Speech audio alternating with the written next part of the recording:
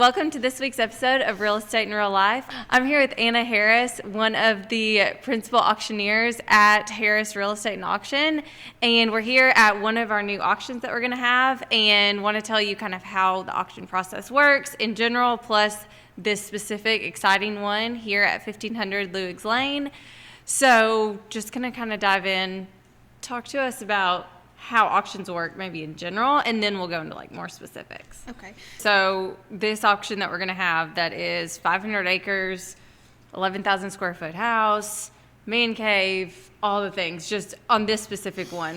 How are we going to do this auction? So this auction is going to be Saturday, March 29th, 10 a.m. We'll be here on site, but we'll also be run simultaneously online.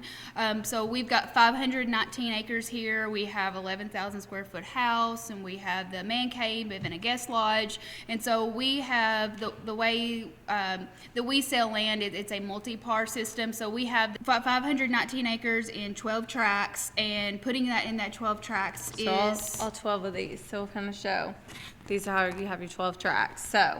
So putting it in the 12 tracts creates more advantage for the buyer, because it gives people opportunities to buy even these smaller tracts. So if someone cannot purchase the whole 500 acres, then they have the opportunity that they could maybe purchase these back acreage or just these building sites that we've got up there. So putting it just gives people more opportunity, and also drives up the price that for our seller as well. So talk me through like the day of how the auction's going to work. Like, let's say my buyer is interested just in tract 9. How do they bid? How does that work? So if they're just interested in just one individual tract, we advise them to bid early. Okay. So if they're just interested in the tract, they need to go in high early. Okay. A lot of people want to wait until we've been through the tracts, and that is going to drive the price up. So if they're interested in one of these building tracts up here, 3, 4, and 5, they want to bid on that in the first round. Okay. If they don't, and 3, 4, and 5 get lumped together, or 3, 4, 5 go with 6 and 7, and they are just interested in tract 3, then it will cost them more money to pull that back out. So when you say round, so we're going to get here and someone comes here, they're going to get a bid card from Harris, and they're going to start like with number 1 track, and then they can bid per track or so they'll combination. Go all through we'll have it's a continuous bidding process. Okay. So they will go from track 1 to all the way to 12 individually. Okay. Then it'll be on pause, and then he'll go through them individually again, and then he'll ask for smaller combinations. So just like 2 or 3 tracks. Okay. And so then he will build up to the amount of tracks that people can. And can you make any of your combinations? I think that's been a question a lot of people have asked. Okay, so we start with round 1 through 12, people bidding, but then round 2, I can make whatever combination I want. Up until the amount of tracks that he allows. So if he's saying that he can put 3 tracks together, at that point, if they're interested in any combination of 3 tracks or less, they can move at that point. Okay. And then once we get through that bidding, then he'll move up to go 5 or 6 tracks, and then he'll go to 10 tracks. Okay. Then he'll ask if someone wants to put it all together. If someone wants to put the whole thing together, they do want to wait until the end. Okay. But if someone still is interested in just a smaller combination track, then they can go at that point. A misconception is that once the whole farm gets put together, then the bidding ceases and we're done. That's not how we work. Okay, so let's say someone comes along and bids for everything, all 1 through 12, but then someone really wants to build on lot 6. They're not out. Nope. Okay. They're out. They'll just we have a software that we use that will tell to be in a winning position to pull that individual track out. Okay, so if they bid high enough on that track, then it break it all back breaks out. it, and then everyone's back in the game. Yep. Okay. Yep. So this could go on for an hour and a half, depending on how people bid. If people are just interested in these WRP tracks back here, then people will bid here. They can bid all of it. If someone's just interested in the main house or the man cave track, so we have a lot of combinations here, which is good for the buyer, because there's so many opportunities for people, but also good for the seller because it's driving up that price. Yeah, so it can bring in, and that's what people call in and asking. We want to make sure everyone knows, it doesn't matter if you're interested in all of it. It matters whatever combination they want to come in, and there's some really great building tracts. There's some great hunting land. We can send you all of the material. But I think that's the biggest thing is just seeing that there's so many different combinations for people that can do. Yeah. And different price points. Yeah, and so many different price points. What about one of the biggest things is absolute auction? So maybe just the difference between like reserve, absolute auction, and what this one is. So this auction is absolute, which means it is selling regardless of price. It's going to sell that day. It's going to sell that day, and there is no reserve to be met. And so they know that day they're getting a contract, they're going to put down deposit, and that buyer is they're going to transfer the real estate. So absolute means another, with that, auction is as is, where is. So whereas a traditional real estate listing, there are contingencies, there are no contingencies with auction. Okay. Yeah. So if you are here bidding and buying, they need to be pre-approved or that's what I was have going to cash on say. hand. What's the cash on hand to bid? Is there a percentage or what? So there's a 10% buyer premium added to the final bid. Okay. And so that, I just always use $100,000 as an example, a good round number. So if their final bid was $100,000, their 10% added to that. So $110,000 will go on their deed. What they will write me a check for day of sales, 15% of that 110. 15 of the 110, Yep. okay. So then that goes into escrow, credited back to them at closing, just like a regular. Can people finance? They can finance. We work with financing bankers just Okay. as much as we do cash. And so we work on a 30 to 40 day closing, and we push for that. So that's where we really advise everyone to have financing in place, ready to roll. If they're the winning bidder, we will go. So this is on Saturday. On Monday morning, we'll get all the contracts scanned in, send everything to our closing agent. We will name the closing agent, Phil. Okay, yeah, I think Phil Little. Yeah, so Phil will send everything to Phil Little's office, and if the buyer has an attorney that want to look at it, they can look at it, but Phil will be closing the transaction. Okay. So we try to put everything in the same house. Phil's already familiar with So the property. if they get financing, though, is it contingent on a loan? I mean, can it be contingent on a loan or? No. Okay. If they put a deposit down and they're not able to get the loan, they lose their deposit. Yeah, that It's 15%. non-refundable. Okay. And then as far as contingencies, like a typical traditional, contract that we would write would have appraisal contingency, inspection, none of that. Nope. As is, whereas you're buying it and you're moving forward. Yeah. So I think that's definitely a big difference in the auction side of Yes. things. Tell me a little bit more about, you were saying like the system, the software to putting all these together. So we actually own the software now. We purchased it, so it is an individual. So it allows us to pull out. It's a mathematical equation essentially. On the back end, it's probably like an Excel sheet with a form. It's like this really complicated formula, but it allows us. So if someone puts all 12 tracks together, and someone wants those front building tracks 3, 4, and 5, I can put that in the system.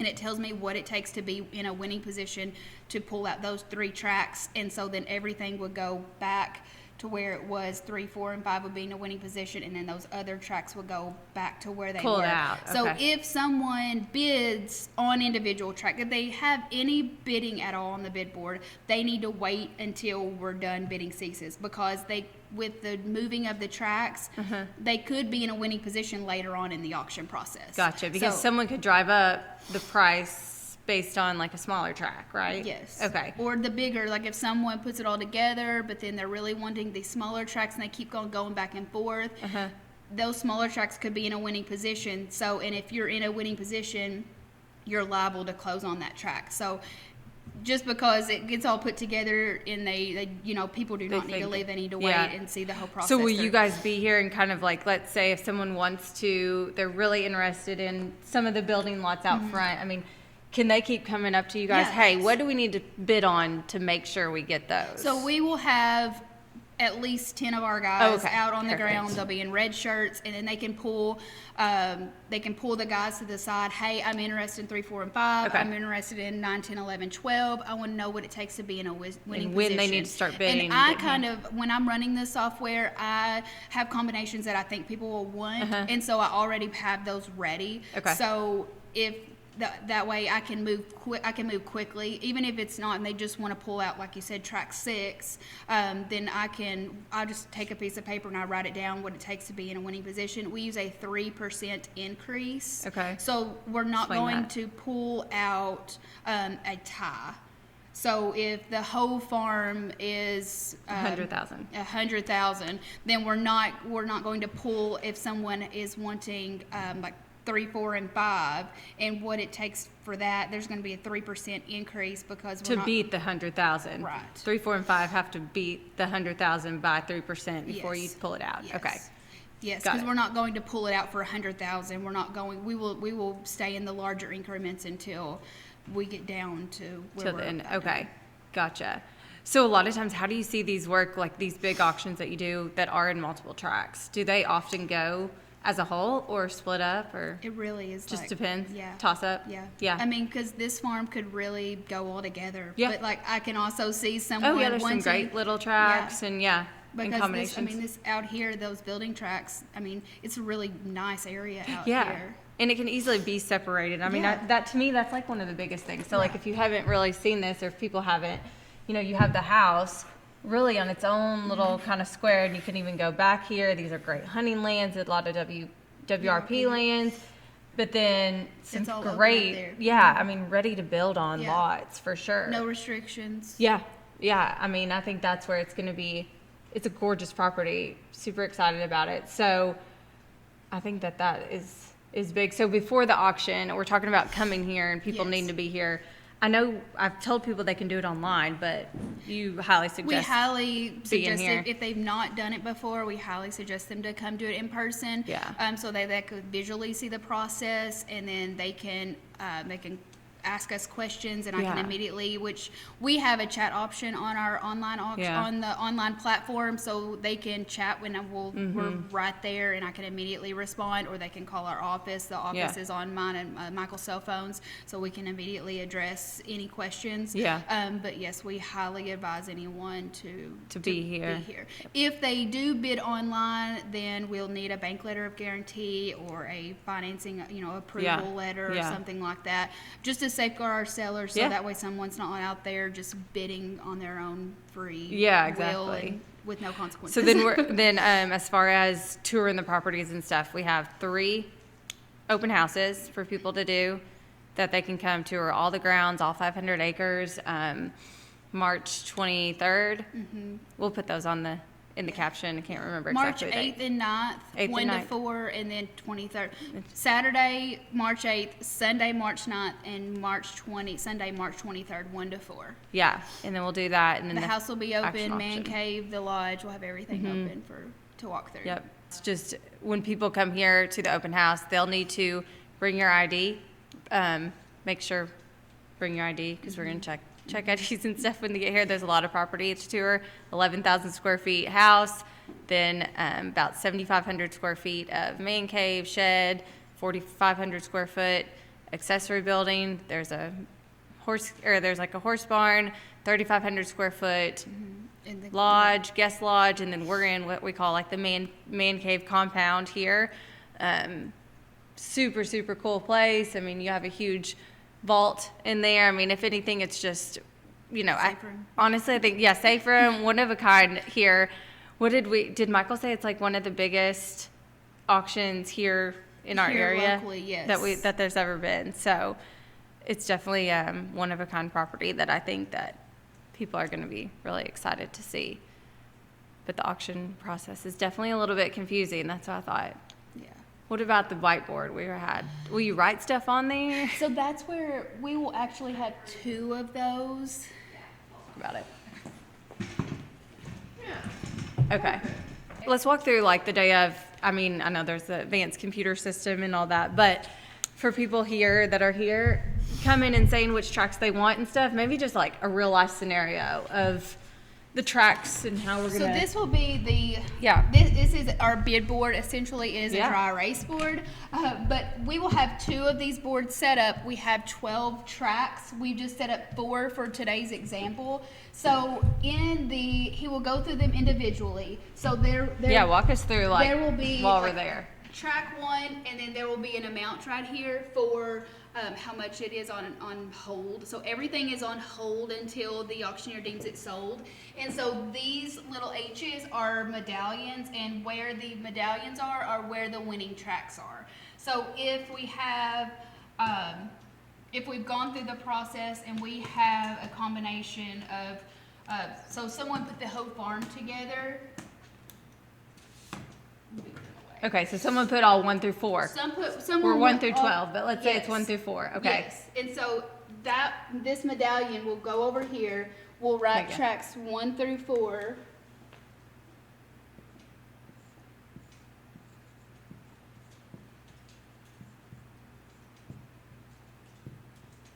And the hold is what we're winning bid at right now. Yes, so okay. we'll just say 100,000.